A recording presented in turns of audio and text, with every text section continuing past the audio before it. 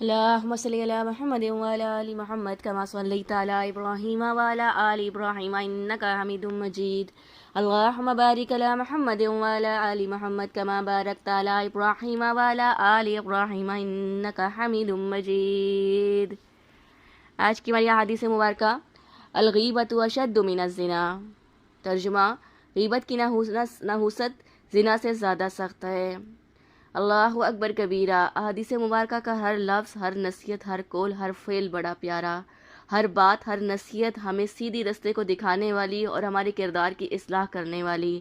میرے نبی پاک حضرت محمد مصطفیٰ صلی اللہ علیہ وسلم کی ہر تعلیم اور ہر حکم اور ہر نصیحت اور ہر وصیت جو ہے ہمیں وہ سیدھی منزل کی طرف لے جانے والی ہے. اللہ ہمیں عمل نصیب فرما دے، ہمیں سمجھنا نصیب فرمائے، ساری زندگی دین کی تعلیم سے جڑنا نصیب فرمائے. آج کی بات جو ہے وہ غیبت کے متعلق ہے. آج کا سبق ہمارا غیبت کے متعلق ہے کہ غیبت، پہلے تو غیبت کے متعلق سمجھتے ہیں کہ غیبت ہے کیا، غیبت کا مطلب کیا ہے، غیبت کہتے کسے ہیں. غیبت یہ ہے کہ کسی شخص کے برے وصف کو اس کی عدم موجودگی میں اس طرح بیان کریں کہ اگر وہ سن لینا تو برا مانے، خواہ یہ بات زبان سے کرے یا بذریعہ اعضاء سے یا بذریعہ قلم یا کسی اور طریقے سے عیب جوئی کی جائے تو وہ غیبت ہے. اور غیبت زنا سے زیادہ سخت، غیبت زنا سے زیادہ سخت ہے. اس حدیث مبارکہ میں مطلب غیبت کی مذمت بیان کی گئی ہے. اصل میں غیبت کی جو اثرات ہیں وہ زنا سے زیادہ پھیلتے ہیں، یہ بیان کیا گیا ہے.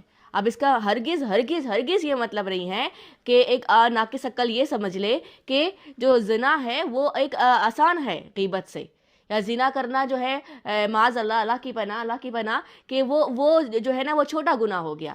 زنا کا گناہ اپنی جگہ ایک کالک سیاہی رکھتا ہے، اللہ کی ناراضگی کا سبب بنتا ہے اور جہنم میں لے جانے والا بنتا ہے. اب اس کے اندر جو غیبت زنا سے زیادہ سخت ہے، بتایا یہ گیا ہے کہ غیبت کرنے والے کا جو اثرات ہوتے ہیں، غیبت جب بندہ کرتا ہے تو اس کی جو برائی ہے وہ مختلف کانوں تک پہنچتی ہے، مختلف لوگوں تک پہنچتی ہے.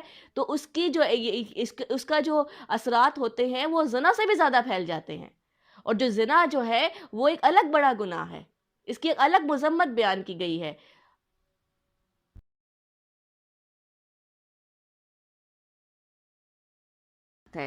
جب نبی کریم صلی اللہ علیہ وسلم نے یہ الفاظ مبارک ارشاد فرمائے تو صحابہ کرام رضی اللہ عنہم نے فرمایا، یا رسول اللہ صلی اللہ علیہ وسلم کیسے غیبت زنا سے بھی زیادہ سخت کیسے ہو گیا؟ اللہ کے نبی صلی اللہ علیہ وسلم ہمیں بتائیے کیسے سخت ہو گیا یہ زنا تو اتنا بڑا گناہ ہے، اتنا بڑا گناہ ہے، تو یہ غیبت سے بھی زیادہ سخت کیسے ہوگی، غیبت اس سے بھی بڑی کیسے ہو گئی؟ اللہ کے نبی صلی اللہ علیہ وسلم نے فرمایا کہ دیکھو، جب بندہ زنا کرتا ہے اور زنا کے بعد وہ توبہ کر لیتا ہے تو اس کا معاملہ اللہ رب العزت کے ساتھ ہوتا ہے اور پھر اللہ تعالیٰ اس کے گناہ کو معاف کر دیتے ہیں. لیکن غیبت ایک ایسا گناہ ہے، غیبت ایک ایسی برائی ہے، غیبت ایک ایسا ہے کہ جب تک بندے نے جس کی غیبت کی اس سے وہ معافی نہیں مانگے گا، اس کا یہ گناہ معافی نہیں ہوگا. اللہ اکبر کبیرہ، اللہ اکبر کبیرہ. کہ جب غیبت جس بندے کی جائے، جب تک اس سے معافی نہ مانگی جائے یہ گناہ معاف نہیں ہوتا.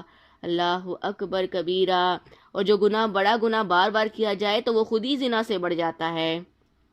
غیبت کرنے والے کے بارے کے اندر آتا ہے کہ وہ تو ایسا ہے جیسے مردہ بھائی کا گوشت کھانا. کون ایسا انسان ہے جو مردہ بھائی کا گوشت کھانا پسند کرے گا؟ اللہ اکبر. تو اس سے اس کی تشبیہ دی گئی ہے کہ جیسے یہ اتنا ناپسندیدہ عمل ہے تو اللہ کے ہاں غیبت کا عمل بھی اتنا ناپسندیدہ ہوتا ہے. اور جب بندہ کسی کی غیبت کرتا ہے تو غیبت کرنے کا جو عمل ہے وہ نہ صرف انسان کے دل کے اوپر بھی ایک گناہ کے دھبے ڈالتا ہے، بلکہ وہ بندہ جو غیبت کرتا ہے وہ اپنی نیکیاں غیبت کرنے والے کے اعمال میں منتقل کر دیتا ہے. اللہ اکبر. غیبت کرنے والے کی غیبت اگر جس کی غیبت کی اگر نہ پوچھی ہو اور اس سے معافی نہ مانگی جائے اور مر گیا تو اندیشہ ہے کہ اس کی تمام نیکیاں دوسرے کے اعمال میں چلی جاتی ہیں. میری ماؤں بہنوں بیٹیوں، ایک تو پہلے ہی اپنے اعمال کچھ نہیں ہے، ایک تو پہلے ہی اپنے اعمال ناموں میں کچھ بھی نہیں ہے، اوپر سے یہ گناہ بہت عام ہے عورتوں کے اندر. مردوں میں بھی ہوتا ہوگا لیکن عورتوں کے اندر یہ گناہ بہت عام ہے، بہت عام ہے. اس کی وجہ سے نہ صرف زبان گناہ گار ہوتی ہے، دل پر سیاہی پڑتی ہے، بلکہ جو اپنے عمل ہوتے ہیں، اپنی نیکیاں ہوتی ہیں، وہ بھی ہم دوسروں کو دے دیتے ہیں. اور میری ماؤں بہنوں بیٹیوں، حشر کا دن ہوگا، کوئی کسی کا نہیں ہوگا. ایک ایک نیکی کو انسان ترس तरस रहा होगा और उस पर हमारे ये गुनाह जिसकी वजह से हमारी नेकियां भी दूसरों के हिस्से में चली गई, तो हम तो फिर खाली ही रह जाएंगे। अब यहाँ पर फिर एक हदीस मुबारक याद आ रही है कि मफ़हूम हदीस है कि अल्लाह के नबी सल्लल्लाहु अलैहि वसल्लम ने फरमाया कि तुम जानते हो सहाबा के कराम के दरमियान कि गरीब लोग कौन है? सहाबा ने फरमाया या रसूलुल्लाह सल्लल्लाहु अलैहि वसल्लम, गरीब वो लोग होते होंगे कि जिनके पास माल पैसे की कमी है। आपने फरमाया नहीं, गरीब वो है, मेरी उम्मत के फ़कीर और गरीब वो होंगे जो हशर के दिन आएंगे और बड़े बड़े अमाल लेकर आएंगे, बड़े बड़े अमाल लेकर आएंगे, लेकिन किसी का हक मारा होगा, किसी की गीबत की होगी, किसी की ऐब जोई होगी, किसी पर बहतान लगाया होगा, किसी का कर्ज लिया हुआ, कर्ज ना दिया होगा। मतलब इतने ऐसे अमाल किए हुए होंगे जिसकी वजह से हकदार आएंगे और उसकी नेकियां लेके चले जाएंगे, यहाँ तक कि उसकी तमाम नेकियां ख़त्म हो जाएंगी और वो खाली रह जाएगा। ये मेरे उम्मत के गरीब लोग होंगे। और मेरी माँ बहनों बेटियों, ये हम एक तो हमारे पास अमाल हैं कोई नहीं, एक कोई दो नेकियां हैं कोई नहीं, ऊपर से गुनाहों की कसरत, ऊपर से गुनाह करके, ये गीबत करके और इस तरह के अमाल करके हम अपनी और नेकियां भी दूसरों तक मुंतकिल कर देते हैं। तो गीबत का गुनाह इंसान को बहुत ही जलील बना देता है, यहाँ तक कि इसकी ज़बान भी जो गुनाहगार हो जाती है और दिल भी स्याहियों से भर जाता है, जब तक इस गुनाह से तौबा ना की जाए और जिसकी की उससे माफ़ी ना मांगी जाए। अल्लाह अकबर। गीबत करने वाले के बारे में आता है कि गीबत करने वाला जहाँ अपने और नुकसान करता है वहाँ पर उसकी दुआएं भी कबूल नहीं होती। जो बंदा गीबत करता है उसकी दुआएं कबूल नहीं होती, उसकी नेकियां मकबूल नहीं होती और बुराइयों और बदकारियों का बोझ उसके ऊपर रहता है। अहले दिल ने बड़ी प्यारी बात इसके मुतालिक फरमाई है, किताबों में बड़ी प्यारी गीबत करने वाले की मिसाल दी गई है कि गीबत करने वाले शख्स की मिसाल ऐसी है, वो इस तरह मानिंद है कि जिस तरह वो हर तरफ तीर फेंक रहा है और जिस तरह तीर फेंकते फेंकते तीर फेंकने वाले का तरकश खाली हो जाता है, इस तरह गीबत करने वाला गोया अपनी तमाम नेकियां जो हैं वो लोगों को दे देता है और उसका अमालनामा खाली हो जाता है। अल्लाह अकबर कबीरा। अल्लाह हमें अपनी नेकियों की हिफाजत करने वाला बनाए। अल्लाह हम सबको नेकियों की हिफाजत के साथ नेकियों का शौक़ पैदा फरमाए।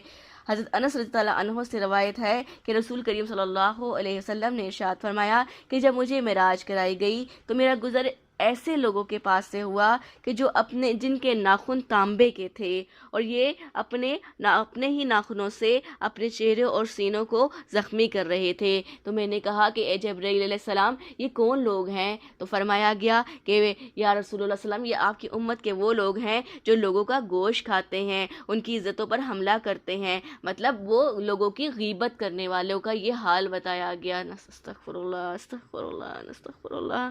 अल्लाह हमें बचाए।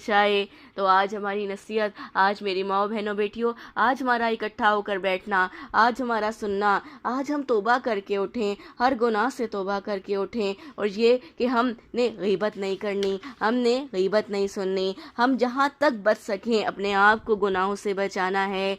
याद रखिएगा, जब तक बंदा पक्की सच्ची तौबा नहीं करता, हर गुनाह को छोड़ नहीं देता, हर गुनाह से माफ़ी नहीं मांग लेता, उसको कभी इबादत में हलावत नसीब नहीं हो सकती। याद रखना मेरी माँ बहनों बेटियों, सजदों के सरूर उसको नसीब होते हैं, इबादत की लज्जत उसको नसीब होती है जिसके गुनाह नहीं होते, या गुनाह होते भी हैं तो गुनाह पर शर्मिंदगी और तौबा होती है। जब तक हम गुनाह नहीं छोड़ेंगे, गुनाह से पक्की सच्ची तौबा नहीं करेंगे, ना कुर्बत इलाही हमें नसीब होगा, ना ही हमें इबादत की हलावत नसीब होगी। तो अल्लाह रब्बुल इज़्ज़त से दुआ के साथ आज ये इरादा करें कि अल्लाह, हमने अपनी ज़बान को गीबत से पाक करना है, हमने अपनी ज़बान को गीबत से पाक करना है। अल्लाह हमारी ज़बान के हर गुनाह को माफ़ फरमा के हमारी ज़बान पर ज़िक्र की कसरत नसीब फरमा दे।